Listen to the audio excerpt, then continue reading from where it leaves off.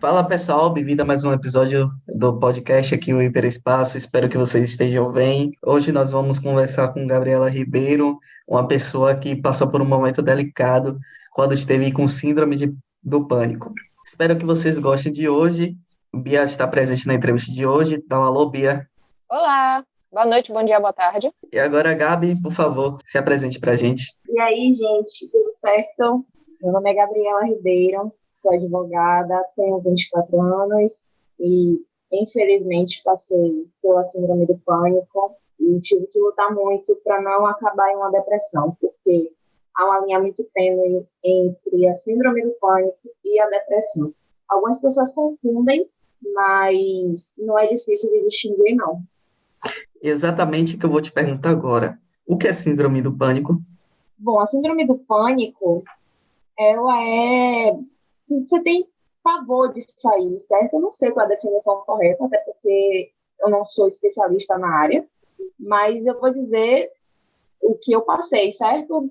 As coisas com que eu vivi, etc. A minha vivência. Então, tipo, eu vou contar do início para ver se responde sua pergunta. Pode ser? Pode ser sim. Pronto. Foi num dia aleatório, eu indo para a faculdade em 2018, e eu estava parada no ponto do Campo Santo, aqui em Salvador, quem conhece sabe. E entraram duas pessoas, dois homens brancos, uns 40 anos mais ou menos, e já entraram dando voz de assalto. Eu pensei que eles tinham sido assaltados quando eles entraram, porque eles já entraram conversando com o motorista, e do nada foi um desespero no ônibus. E aí foi, passa o celular, tenham calma, a gente só quer celular e dinheiro. Eu só tinha meu celular, que na época já estava todo lenhado, e apenas R$ 2 na bolsa. Aí eu falei, é hoje que eu morro. Foi essa a minha sensação. E aí, quando eu entreguei os R$ 2, eu já baixei a cabeça, sabe? Achando que ia acontecer alguma coisa comigo, porque era o único dinheiro que eu tinha. Só que aí eles pegaram, me olharam feio, pegaram o dinheiro e o celular e saíram. E aí, quando eu cheguei na faculdade, eu cheguei me tremendo toda, me acabando de chorar. Peguei o celular de um rapaz da cantina, chamado Fernando. Inclusive, o mesmo nome que o meu. Isso. E aí eu liguei para o marido de minha mãe, que é meu padrasto. E aí ele já perguntando o que foi, perguntando se eu queria que ele fosse me buscar na faculdade, só que no dia eu tinha uma avaliação.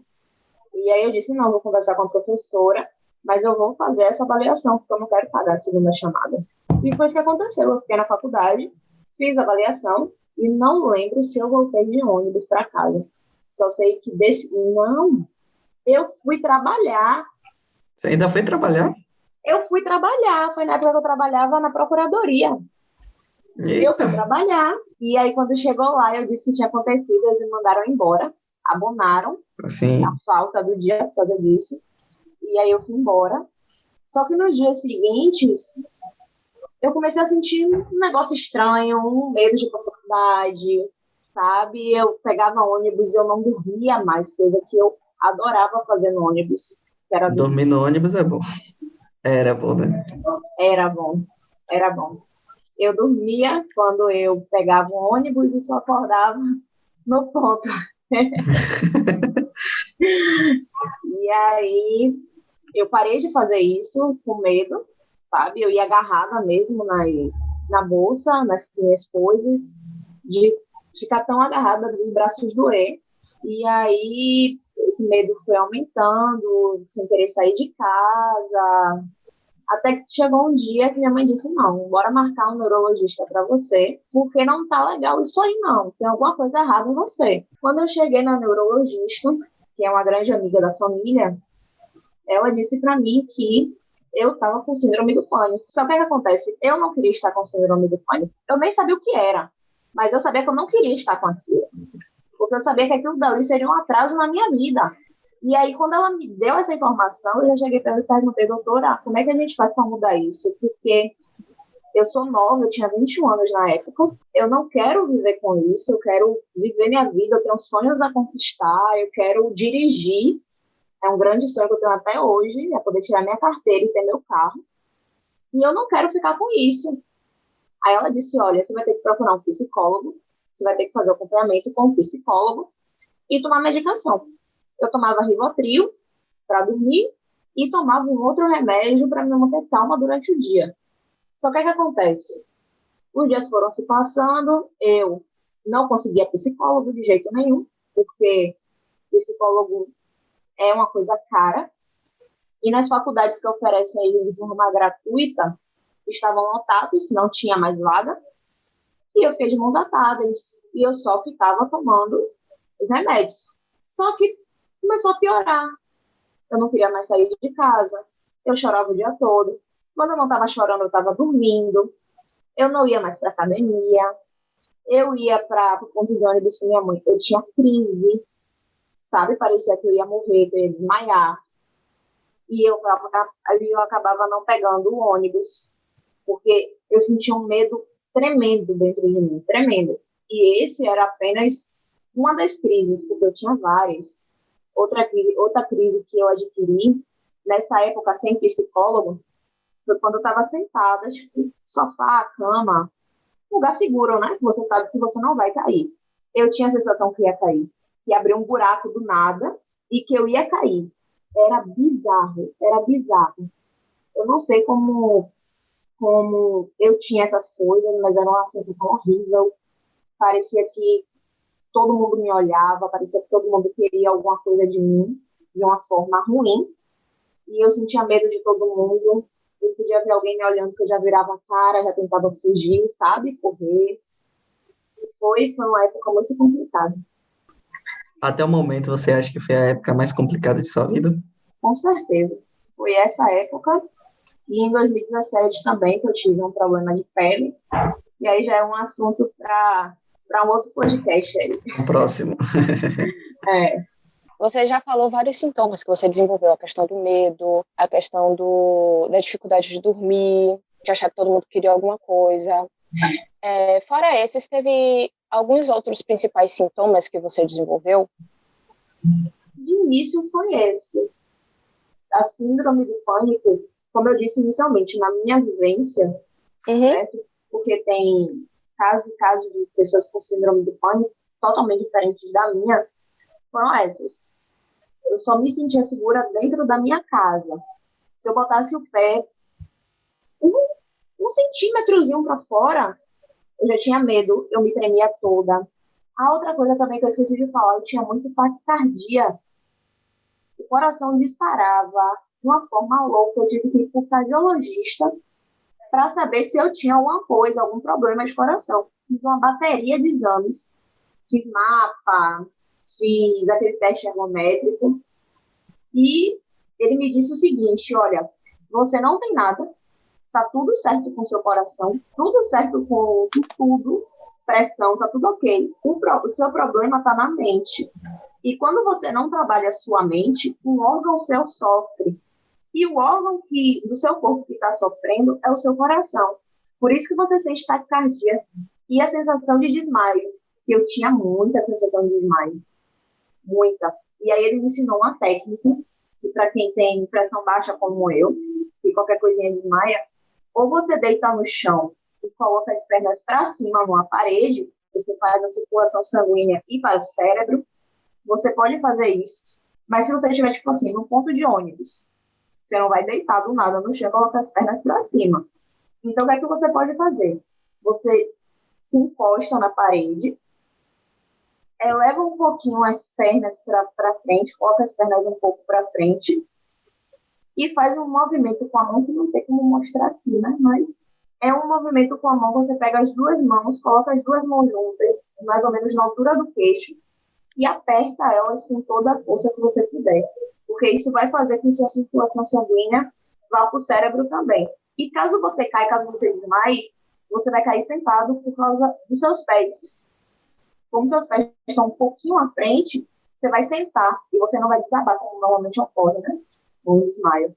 Sim, e uma das imagens que a gente faz alguma publicação no Instagram, a gente coloca essa imagem para o pessoal ver o que você está falando especificamente.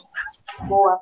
Então, você disse que se sentia o lugar que você mais conseguia se sentia segura era dentro de casa. Quando você saía de casa, você sentia que sensação? A sensação de risco, que alguém ia te pegar, alguém ia fazer algo com você? Porque seu gatilho, pelo que o primeiro grande gatilho que você teve foi o assalto. Então você, quando saía, você sempre tinha a sensação que ia ser assaltada ou algo do tipo? Sempre, sempre, principalmente sozinha.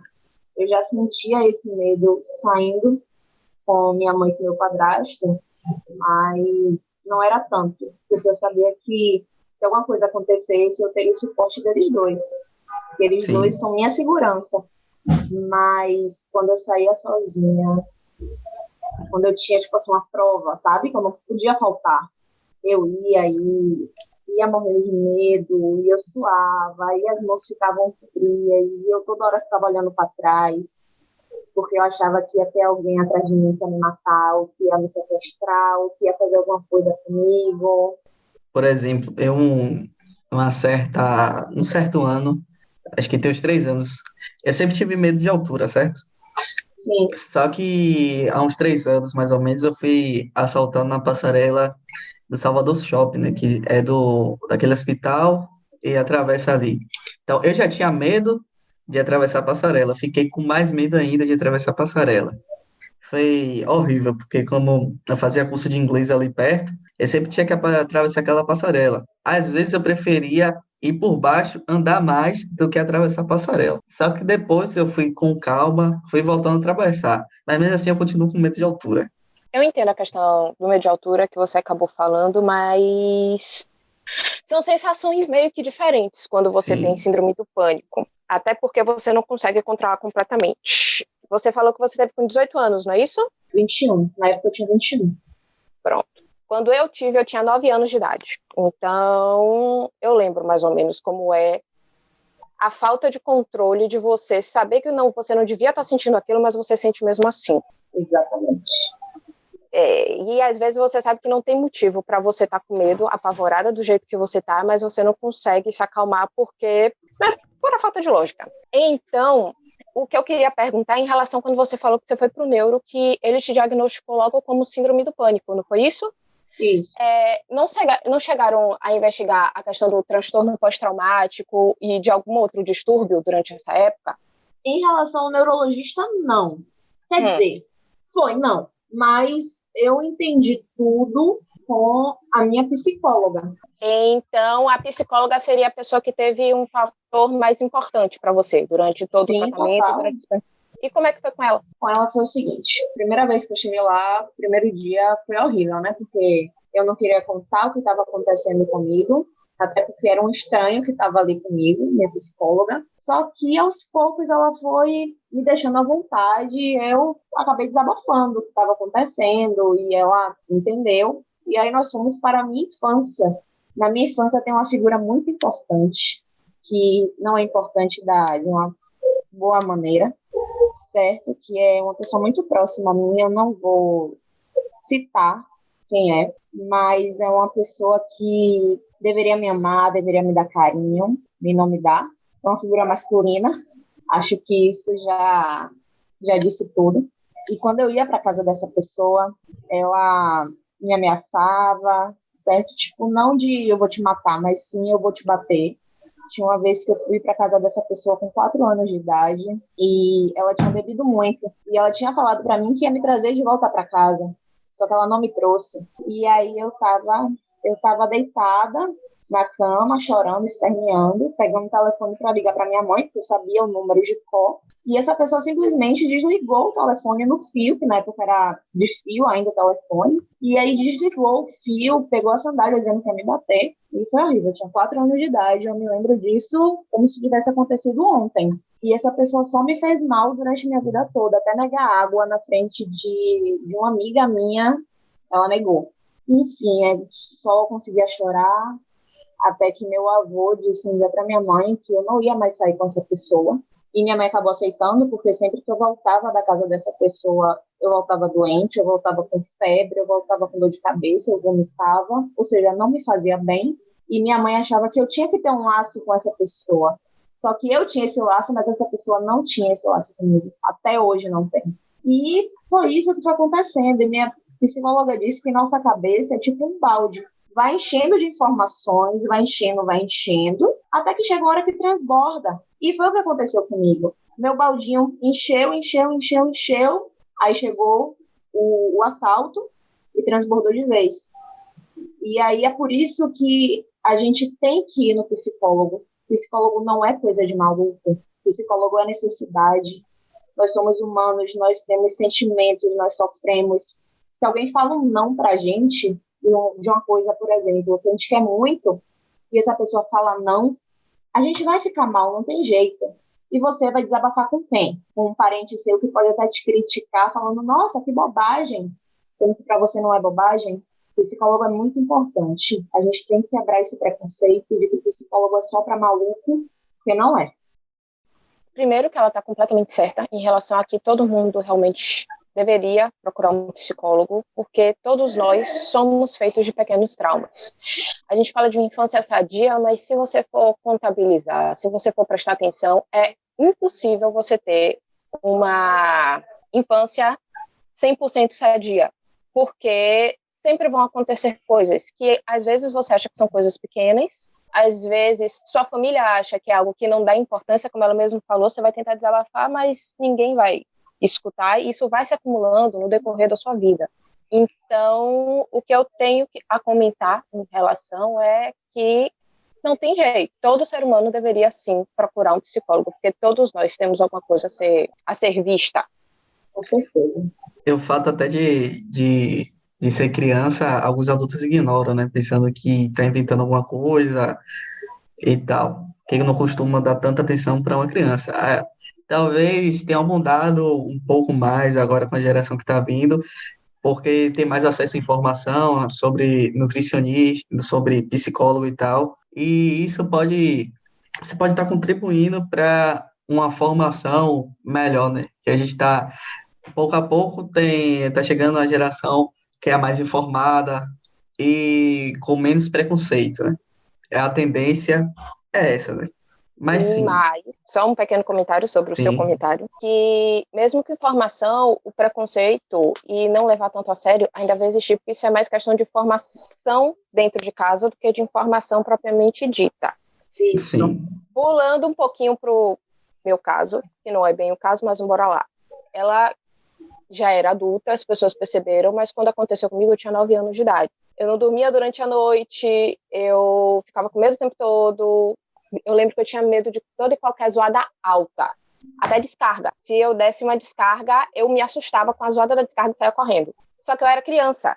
Então, o que é que acontece? É mania de criança, a criança não está prestando atenção. Então, eu tive que conviver com isso durante bastante tempo, até que uma pessoa da família se deu conta de que, não, pera, isso está errado. Essa menina já tem quase 1 ano vivendo a vida desse jeito. Isso não tá certo. Assim, assustada com tudo, com todos, com medo, escondendo tesoura debaixo da cama, porque tá com medo de que aconteça alguma coisa durante a noite enquanto ela tá dormindo. Nossa. Então, você prestar atenção no comportamento infantil não é questão só de instrução, porque eu te digo que boa parte da minha família é instruída. É questão de você entender que alguém tem um problema, não necessariamente é maluquice. Com certeza, isso aí da família é complicado, né? E a família é o primeiro meio de interação social que a gente tem. Exato. Gabi falou que só se sentia segura em casa, e quando saía, normalmente ela tinha crises dela.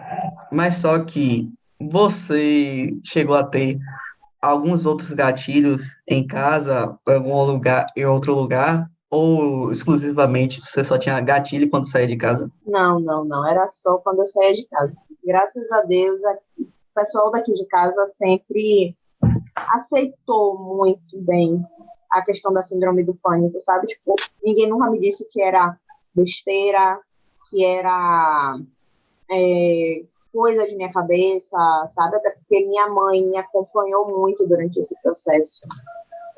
Minha recuperação foi 50% devido a ela, porque ela sempre me falava palavras bonitas, palavras incentivadoras, sempre estava no pé da minha cama, fazendo carinho no meu pé enquanto eu chorava, sabe? Nunca me atrapalhou enquanto eu estava numa crise, muito pelo contrário, ela sempre foi uma pessoa incrível. Meu padrasto também, maravilhoso comigo, não tenho o que dizer. Minha avó, a mesma coisa, que são as 3 pessoas que moram comigo. Minha avó, a mesma coisa. Sempre falando comigo que isso ia passar, que isso era só uma questão de tempo, perguntando o que é que ela podia fazer para me ajudar, sendo que minha avó tinha 79 anos, 80 anos na época. E assim foi indo, sabe, de passo a passo, não foi fácil. Foram 2 anos, quase 2 anos de luta. Eu tomei remédio por 2 anos e remédios pesados. Deixei de viver, deixei de ir para festa, que era uma coisa que eu amava. Era ir para festa, era me divertir, mas foi isso. Você falou que sua mãe, seu padrasto e sua avó foram as pessoas que mais te apoiaram nesse momento. Sim. Então, eu não sei se você conhece esse termo, né? Mas eu já vi alguns psicólogos usando, que chamam pessoas que te acolhem no momento difícil de âncoras, né? Então, você pode dizer que essas 3 pessoas eram sua âncora? Com certeza. Muito bom quando você tem uma família que entende, quando você tem alguém do lado para poder estar lá naquele momento por você. Parabéns para sua família, de coração. Obrigada. Você já tinha sua família que servia como sua âncora, você tinha o apoio, mas fora a sua família, você tinha alguma válvula de escape, algo que você fizesse que te ajudasse a lidar com isso? Fernando.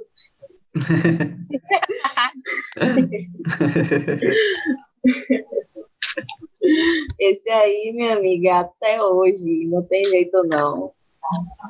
Ele sabe do que eu tô falando. Com certeza. Para todas as coisas, qualquer coisa, a gente está junto. Eu quero saber de você agora, como foi o processo de descobrimento da doença? Como você lidou com isso? Você ficou desesperada? Você comentou que você queria tirar sua carteira, ter seu carro, mas naquele momento, como você se sentiu verdadeiramente? Eu me senti uma merda, mas foi como eu disse no início, eu não queria estar com aquilo, porque eu sempre fui uma pessoa muito alegre, eu sempre fui uma pessoa muito pra frente, eu sempre fui uma pessoa que gostava de ir pra festa, gostava de sair, gostava de tomar uma, e eu não queria estar com aquilo, sabe, porque eu sabia que ia me deixar pra baixo, ia me deixar triste, ia me deixar desesperada em alguns momentos, como realmente aconteceu. Então, quando a neuro disse isso pra mim, que eu tava com a síndrome do pânico, eu perguntei, tá, e como é que a gente vai tentar resolver? Eu quero resolver. Eu tô com isso, eu aceito que eu tô com isso, porque é uma coisa importante, é você aceitar que você tem e procurar ajuda. Porque se você tem um problema e você não procura ajuda, você vai viver com aquele problema o resto da sua vida. E eu aceitei a ajuda. Nossa, E aí ela me muito disse, importante. Muita gente não tem coragem de dar, né? Assumir que está passando por um problema. tem que assumir, tem que correr atrás, porque senão vai morrer com aquele problema. Não tem jeito. E aí ela disse pra mim que eu tinha que tomar os remédios. No mesmo dia eu comprei os remédios, no dia seguinte eu comecei a tomar, e disse que eu tinha que procurar um psicólogo. Eu só fui conseguir psicólogo, acho que 4 meses depois, 5 meses depois. E eu acho que isso deu uma acentuada de uma maneira negativa à síndrome do pânico, porque começou as crises, mas a junção remédio com terapia foi muito bom. Eu não tenho o que falar, o que reclamar. Demorou 2 anos, mas hoje eu posso dizer que eu não tenho síndrome do pânico mais. Porque eu quis ajuda, eu procurei ajuda, eu não quis ficar naquela situação, sabe? Eu queria uma solução para o que eu tinha e eu encontrei. Graças a Deus você encontrou e está melhor, está curada. Graças a Deus. Amém. Você falou que você utilizou medicação, no caso o neuro passou a medicação junto com o tratamento com o psicólogo. Isso. Você já falou bastante do seu tratamento psicólogo, como foi a conversa, de que você acabou se abrindo, mas em relação às medicações, o que foi que você tomou, como elas te ajudaram, e os efeitos, né? Se você chegou a ter algum tipo de efeito colateral, alguma coisa, algum deles, como é que foi? Em relação aos remédios, para mim, quer dizer, eu acho que é para todo mundo que toma remédio pesado, depressivo, principalmente Rivotril. É porque eu não lembro o nome do outro. Eu tomava 2 remédios, mas eu não lembro o nome do outro. E no início foi horrível, porque quando a gente quando o nosso organismo não entende o que é aquilo de início, ele fala, opa, peraí, tem alguma coisa estranha aqui acontecendo. E aí eu ficava mal, sabe? Parecia que tinha alguma coisa me puxando para baixo, eu não queria fazer as coisas, eu me sentia tonta, com dor de cabeça. Só que aí, ao passar dos tempos, foi acostumando, ficou tranquilo. Quando eu comecei a tirar eles, foi aos poucos, não foi de vez, aconteceu a mesma coisa. A mesma coisa. Eu me sentia horrível, eu me sentia para baixo, eu sentia tontura, dor de cabeça, eu já não estava vomitar. Do nada eu estava bem, do nada eu estava verde, como minha mãe chama. Oscilações de humores, né? Isso, demais, ainda bem que você sabe. Foi isso que aconteceu. Como enfermeira agora. É extremamente comum, principalmente se eles são medicações com ação no sistema nervoso central. O cérebro da gente é uma máquina muito delicada. Então, qualquer interferência que você faça nele, ele costuma reclamar. Isso, inclusive, na época do desmame, que foi esse tirar aos poucos que você está falando. Porque se tirasse de vez, o cérebro também não ia gostar muito. Ele ia dar um piti. Ia dar uma bugadinha. Ele ia fazer, minha filha, você me deu isso daqui durante quanto tempo você ficou tomando remédio? 2 anos. Pronto, você está tomando remédio durante 2 anos, seu cérebro aprende a funcionar com ele durante 2 anos, do nada você tira de vez, ele ia fazer uma greve, minha querida. Ele ia fazer uma baita de uma greve, dizendo, pera aí, ninguém mandou você me dar isso, agora me dê de novo. Por isso que você tem que acabar, querendo ou não, tirando aos pouquinhos, porque antes você ficar um pouquinho ruim, de pouquinho em pouquinho, mas conseguir tirar do que dar um piti porque não tem nada, entendeu? Mas é normal para qualquer pessoa que esteja usando algum psicotrópico, lembra a palavra, que são os remédios que têm ação no cérebro. Abrindo um parênteses rapidinho, minha irmã tá com problema de estômago e a médica proibiu que ela tomasse café. E ela sempre tomou desde pequena café e tá sentindo falta da cafeína. É extremamente engraçado, entre aspas, né? Ela, com a falta de cafeína no sangue, dor de cabeça de manhã cedo, tá com dor de cabeça, porque precisava aquela dose de cafeína de manhã. Só abrindo um parênteses, como o cérebro responde aos estímulos que a gente dá a ele. Bem, você disse que durante esse período você estava na faculdade, fazendo faculdade e estagiando, né? Na PGE, não era? Isso. Pronto. Como foi que a síndrome afetou suas atividades cotidianas? Excelente pergunta. Adorei.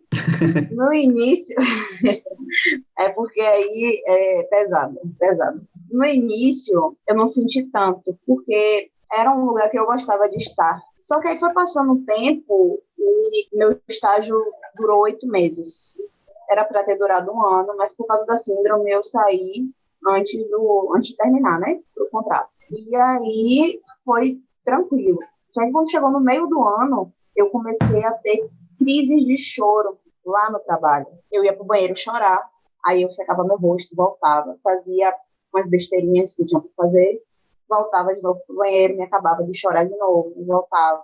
Isso foi ficando perceptível, né? Até que teve um dia que eu não aguentei. Aí eu chamei meu padrasto, ele foi me buscar de Uber, no cabo. E quando a gente estava no carro, eu falei para ele, eu não volto mais. Hoje é meu último dia na PGE, eu não volto mais. E ele falou, nossa, por quê? Eu falei, porque eu tô tendo muita crise de choro lá. E as pessoas estão percebendo. Não me falavam nada. Mas você percebe os olhares, né? Tipo, você tá voltando do banheiro, você tava com a cara limpa, do nada você tá com a cara toda inchada. Toda inchada, exatamente. Com certeza. Percebe? Pois é. E aí todo mundo fica te olhando, querendo perguntar o que aconteceu, mas não perguntavam. Até que no Uber, no carro, eu disse para ele o que estava acontecendo, e ele disse, olha, se sua decisão for essa, tudo bem, você sai. E ainda tem outra coisa, eu ia ser efetivada. E eu perdi essa chance de ser efetivada Perdeu por causa essa da chance, síndrome né? do pânico. Exatamente. E como você ficou quando você lidou com isso, né? Quando você perdeu a chance de ser efetivado? Eu fiquei triste, é uma chance de ouro. Você está trabalhando na procuradoria e você, trabalhando não, estagiando na procuradoria, e você é efetivada. Eu era muito elogiada, meus chefes gostavam muito de mim. Só que teve esse problema. No início eu fiquei muito triste, só que depois eu entendi que foi uma coisa externa, sabe? Eu não saí porque eu estava afim de sair, por exemplo, porque eu não estava me dando bem com alguém lá dentro. Eu saí por causa da síndrome do pânico, exclusivamente por causa da síndrome do pânico, porque a procuradoria é um lugar que eu tenho um carinho especial. Eu amo aquele lugar. converso até hoje com meus chefes, com o pessoal de lá, com os outros funcionários, com o pessoal do RH. Eu converso com todo mundo até hoje, mantenho uma amizade muito saudável. Então, foi uma coisa que aconteceu. Eu não queria que tivesse acontecido, mas infelizmente aconteceu. E eu lembro que eu fiquei muito chateada na época, só que depois eu entendi que não foi um acontecimento que eu queria, que não partiu de mim, mas paciência. Você falou que você teve a síndrome do pânico dentro do seu trabalho, que você chorava e tudo mais, que são situações que, eu sei, a gente não controla. Mas, às vezes, a gente consegue meio que desenvolver alguns mecanismos de compensação. Tipo, sabe mais ou menos o que é que pode causar, o que é que deixa a gente nervosa e tenta ver formas de ter um mínimo de controle, tá? Querendo ou não, a gente tenta fazer isso. Então, eu queria perguntar se você chegou a desenvolver algum mecanismo de compensação na época, alguma forma de tentar manter o mínimo de controle da sua vida. E se você chegou a desenvolver esses mecanismos para compensar, quais foram esses mecanismos? O que é que você fazia? No início, foi zero. Não tinha nada de compensação, até porque era tudo muito novo para mim. Só que aí depois eu passei a entender o que estava acontecendo, até mesmo ainda quando eu estagiava na procuradoria. Só que quando eu estava lá era uma coisa, como você disse, incontrolável. Eu sentia vontade de chorar, tentava segurar, não conseguia, e o companheiro chorava. Só que aí o que foi que aconteceu comigo? Minha psicóloga disse para mim, Gabi, nossa mente é capaz de tudo, você pode controlar absolutamente tudo com sua mente. Tudo que acontece com você, você pode controlar através de sua mente, conversando com sua mente. E aí ela me ensinou a técnica da respiração, que é para quando a gente está num nível muito estressado, numa crise muito forte, aquele negócio de se segurar por um período, vamos supor, 5 segundos, e na hora que você liberar o ar, você libera pelos mesmos 5 segundos.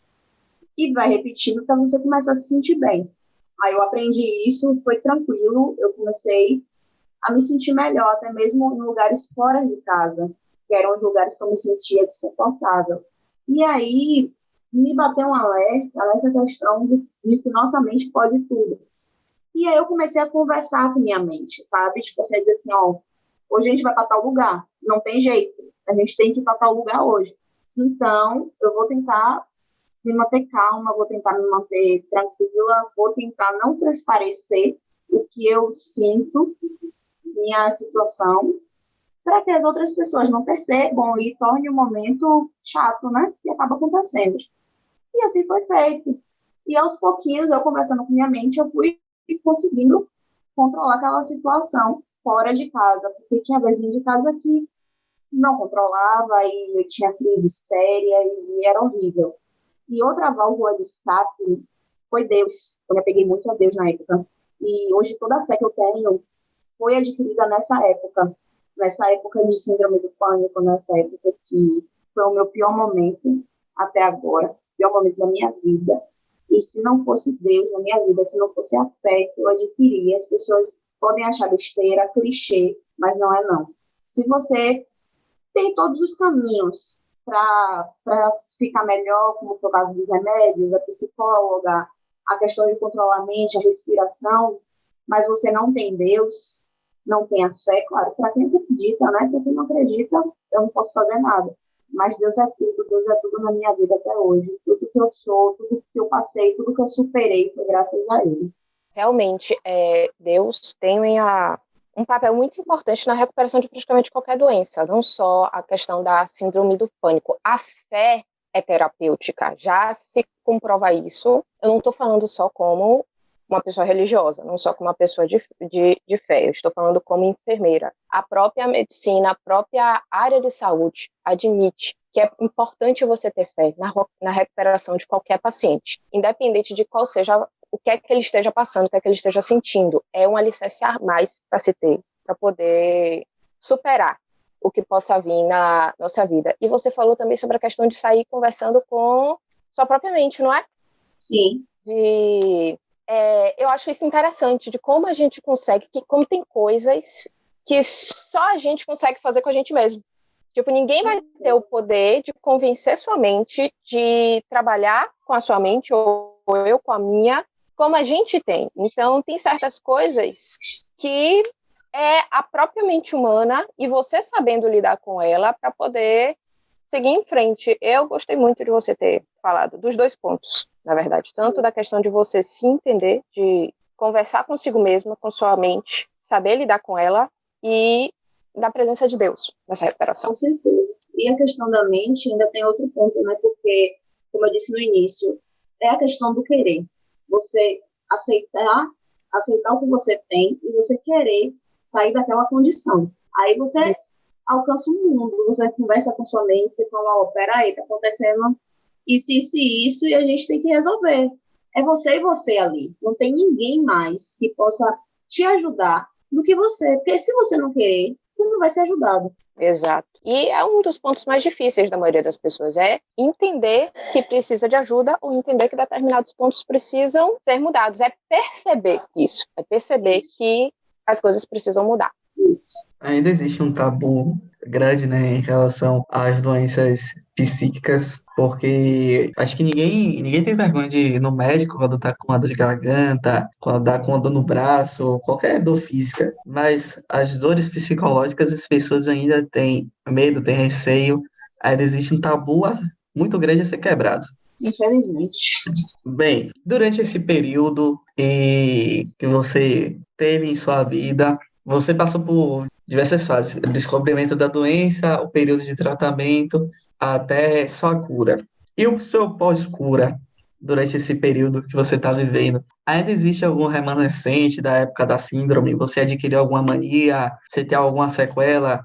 Tanto causada por remédio, ou então algum hábito que você constituiu durante esse período continua com você até hoje? Não, não. A única coisa que voltou a acontecer, que não aconteceu no período de 2 anos, foi eu ter voltado a beber. O hábito pré-síndrome retornou, né? Pois é, só. Mas de resto não, tá tudo bem. Graças a Deus. Graças a Deus. E ainda bem que. Ainda não sei se é um ainda bem, né? A pessoa ter voltado a beber, eu acho que não é exatamente um ainda bem. Não é um ainda bem. Mas é mais em questão assim, tem algumas coisas que o corpo não esquece. Quando você desenvolve alguns distúrbios, algumas desordens, mesmo que depois você melhore delas, você pega algumas manias ou algumas coisas. Sim. Não foi o seu caso, graças a Deus, mas existem pessoas que continuam com insônia, pesadelos recorrentes, não tem mais o pânico, não tem mais aquele medo, não tem mais, mas que permanecem com aquilo, e é sempre bom você ter outras formas de lidar com isso e sempre procurar ajuda, caso seja o caso. Só para deixar esse parênteses aberto. Mas assim, ainda falando sobre a questão da recuperação, do descobrimento da doença e etc. Você falou que foi sua mãe que viu que não estava normal, que disse que era para procurar um neuro, uma coisa assim? Mãe. Isso.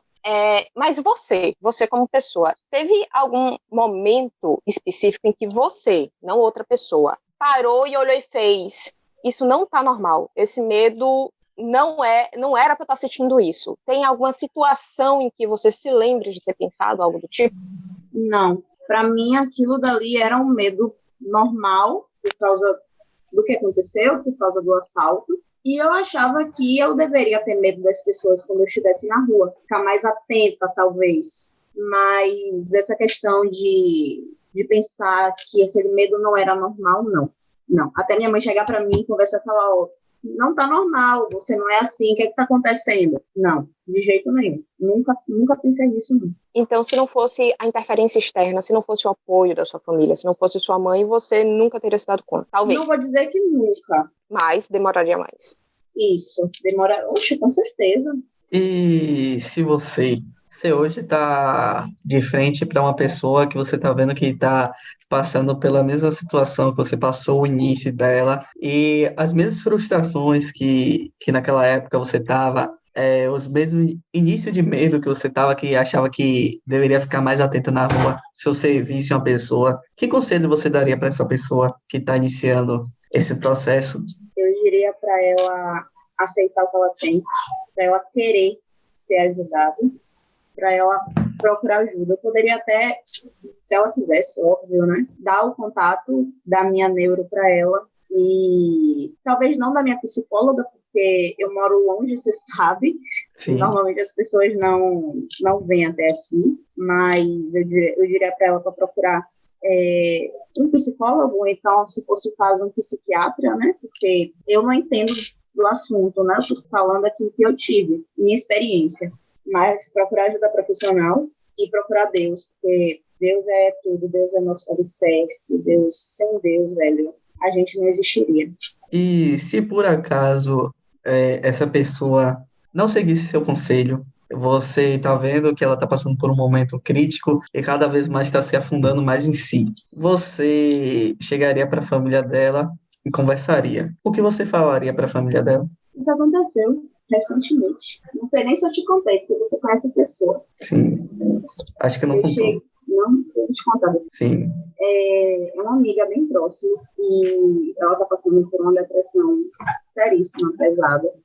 Só que a família dela, não vou dizer cega, mas talvez cética com relação às doenças específicas. E eu tenho contato da mãe dela, celular, no WhatsApp, e eu conversei, eu falei, olha, eu estou muito preocupada com fulana, porque fulana não está dormindo, fica assistindo série o dia todo, não dorme, e disse para mim que está muito mal.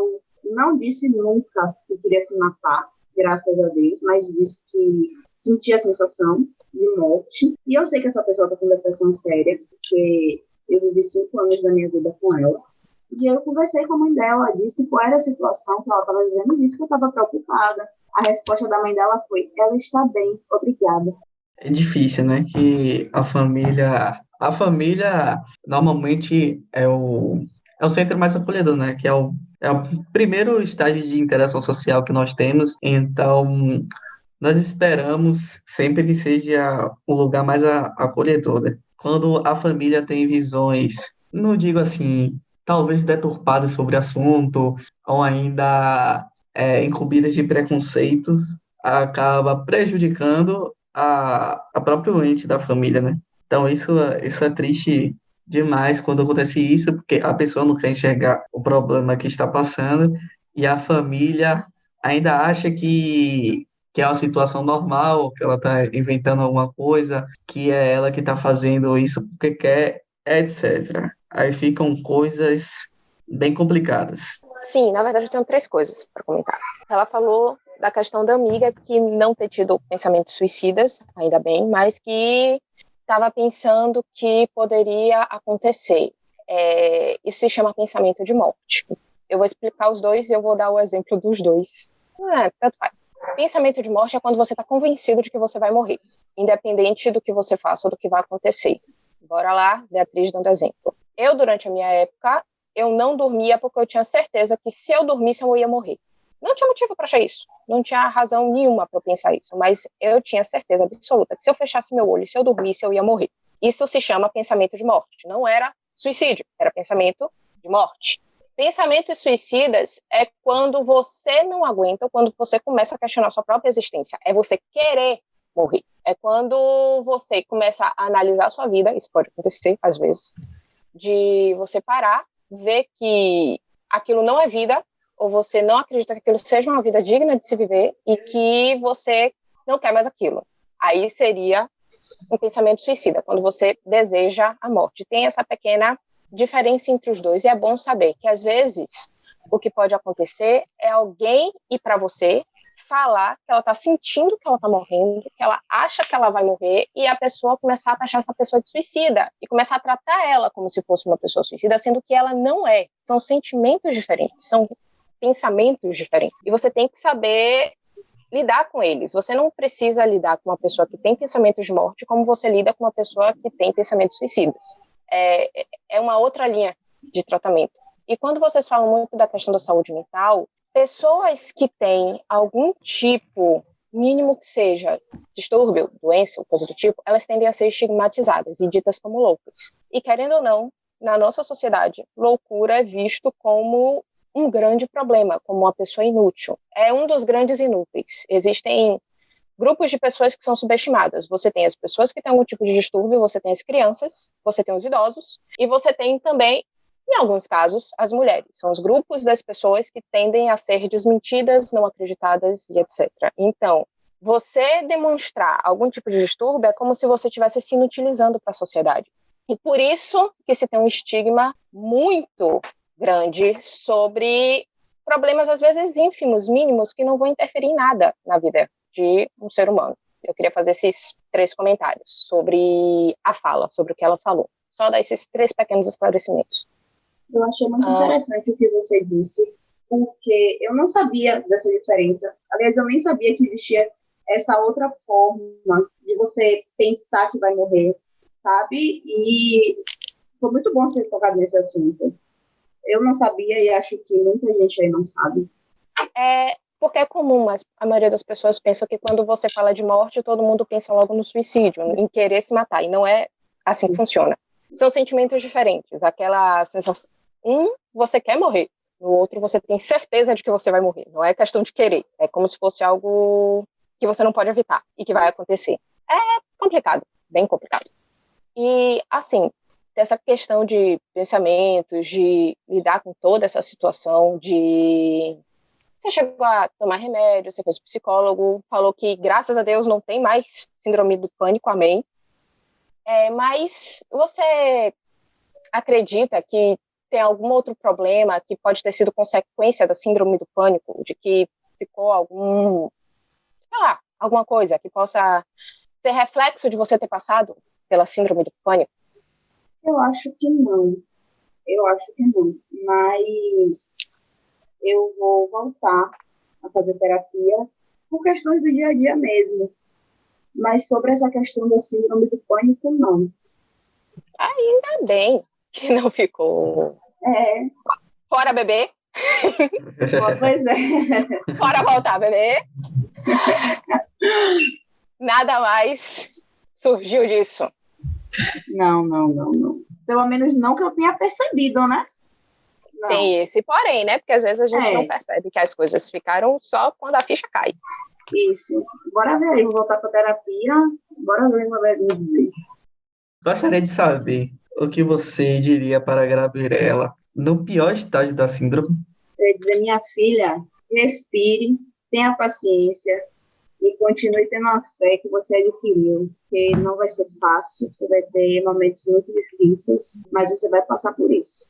Vai chegar um dia que você não vai ter mais síndrome do pânico. É engraçado. Pô, falar engraçado é terrível. Não é engraçado. Mas, pô, velho, não tem um adjetivo, que horror. Mas, assim, quando Entre a gente passa pela situação, entre aspas, é interessante. Que quando você passa pela situação, a sensação que a gente tem é que não vai ter fim nunca. Que não existe uma saída para aquilo. Tô errada? Não. Pronto. Mas depois que passa e que você olha para trás, você, querendo ou não, você tira aprendizados dali. Você aprende coisas. No caso, vou falar um pouco sobre mim, do que aconteceu comigo mesmo, depois você fala de você.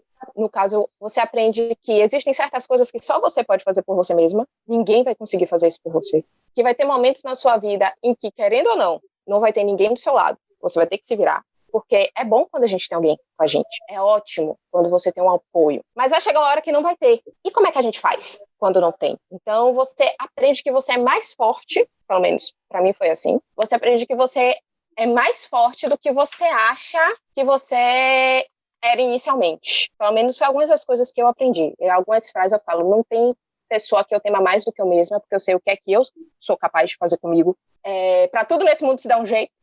É outra frase que eu tirei dessa época escura da minha vida. E em relação a você, o que é que você aprendeu depois que você passou por tudo isso? Depois de todo esse tratamento, de todo esse processo, de toda essa superação, você parando e relembrando tudo. Como você se sente hoje e o que você consegue dizer que, pô, eu superei e eu aprendi isso? E como você falou, eu aprendi que só eu posso fazer as minhas coisas. Por isso, é importante você aceitar o que você tem e você procurar ajuda, porque senão, como você falou, não vai ter quem te ajude se você não aceitar. É uma coisa que eu tenho isso muito claro para mim hoje, que qualquer problema que eu tenho que entender e procurar ajuda. E eu aprendi também que a fé tem que ser inabalável. Minha avó faleceu no dia do meu aniversário, em 2019, e eu passei meu aniversário dentro de um cemitério, e num momento pesado como esse, eu escutei o padre, ele disse assim, nossa fé tem que ser inabalável sempre. Por que ela só é inabalável quando algum ente querido nosso morre, ou então quando algum amigo morre, e a gente para, ora, pensa positivo, pensa para que ele esteja num bom lugar.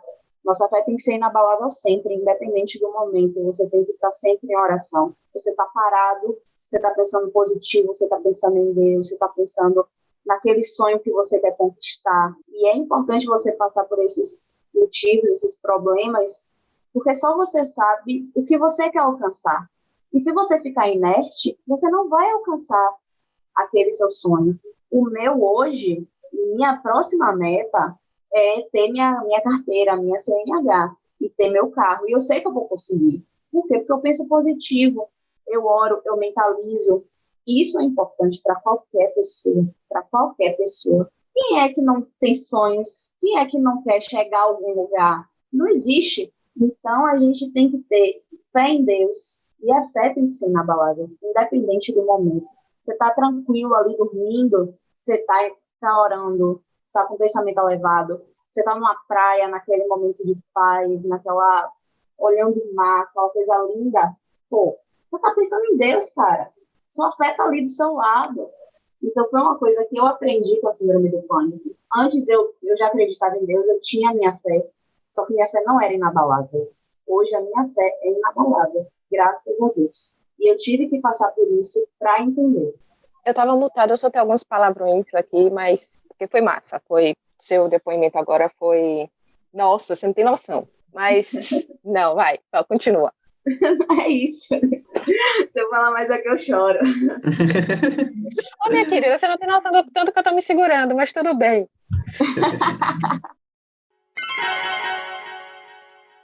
Bem, a gente já está chegando perto do final da entrevista, né?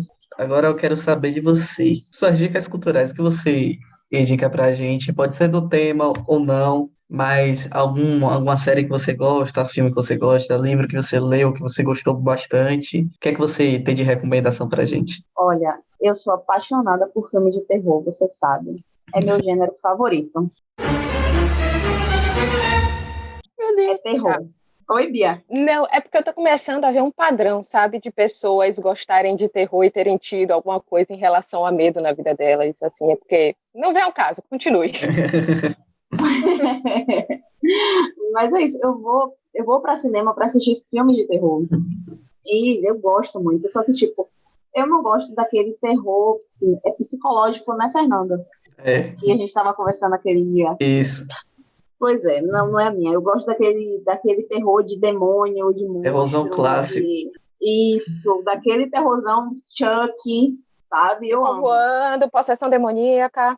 Amo, meu Invocação Deus, do Mal, se eu puder. 2 principalmente, né? O Amo. 2. Eu amo Invocação do Mal 2, assisti no cinema. Maravilhoso, eu amo.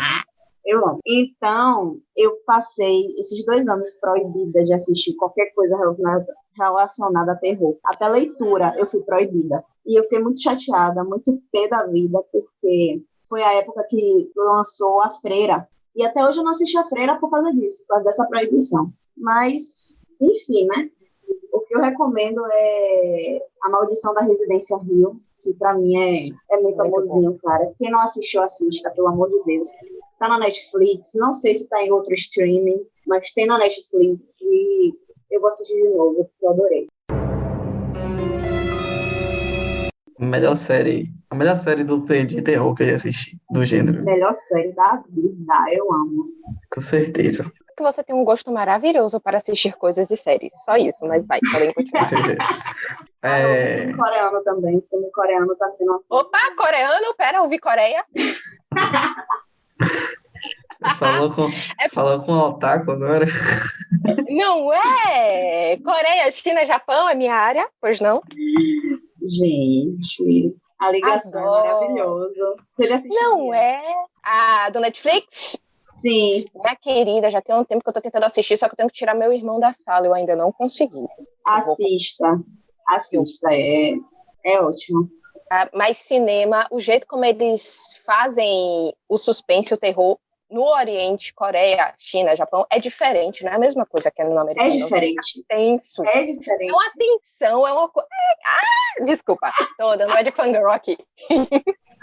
Agora, engraçado é que Gabi não gosta de terror psicológico, mas os filmes coreanos têm muita coisa de terror psicológico. Só que é usado de uma maneira diferente do que a gente usa aqui. Provavelmente é por isso que Gabi gosta mais dos filmes orientais. Em relação a terror psicológico, realmente, os orientais são muito melhores. Eles sabem brincar melhor com isso, com essa questão psicológica. É diferente. Eu ainda tenho que analisar qual é o ponto de diferença do... E eles não se apoiam muito na questão do jumpscare, de te dar susto. Na verdade, o filme oriental praticamente não te dá susto nenhum. Pode ser isso, sabia? Isso. E eu acho extremamente interessante. São os meus filmes de terror favoritos, vem de lá. Para mim, só fazer um comentário aqui. Aqui do Ocidente, o que sabe fazer isso com maestria é Edgar Allan Poe, que ele sabe demais. Que ele induz, tipo assim, ó, o terror dele, ele basicamente é o pai do gênero psicológico aqui e do terror policial, né? Suspense policial. Então, as coisas dele têm um ar de sobrenatural, só que ele dá indícios, ele não revela se é sobrenatural, não. Então você fica com aquilo na mente, será que é alguma coisa sobrenatural ou não? Eu já não ia gostar. Mas é muito divertido a letra dele, muito Pra boa. mim tem que estar na cara, velho, que aquele negócio ali tá errado, que tem um demoninho atrás. Pra mim tem que estar claro. Tem uma coisa interessante do terror oriental, que talvez seja isso também que você gosta, que é o que eu gosto do terror oriental. Ele não tem lógica e ele é inevitável. A gente vai te fazer algumas perguntinhas rápidas. Então, a primeira palavra que vem à sua mente, você vai responder, certo? Qualquer uma. A primeira. A primeira Isso. primeirona. Isso. Então, a gente vai fazer vai falar... serve. Não necessariamente é uma palavra. Você pode falar uma frase, entendeu? Mas o que vem primeiro em sua mente, você fala. Você sabe como eu sou, né? Sim. Tá. Pronto, Bora. vou começar. Um nome. Gabriela. Um filme. A Ligação. Uma série. A Residência Rio. Um lugar. Minha casa. Um alguém. Fernando. Um dia. Um dia. 1º de setembro. Uma música. Uma música? Pô, velho, eu tô escutando Rebelde, você sabe. Então qualquer uma de Rebelde tá valendo. Pronto, pode ser. Rebelde RBD. Tá tudo certo. Um cantor ou cantora. Anaí. Um escritor ou escritora. Nossa Senhora. Thalita Rebouças. Foi a primeira que apareceu na cabeça. Não. Um livro. Um livro. Brás Cubas. Nossa. Meu livro favorito. Um dos. Gabriela era... Triste. Gabriela é... Maravilhosa. Ui. Uma frase. Eu me amo. Um sonho. Excelente. Ter minha CNH e ter meu carro. Muito bem. Um sonho.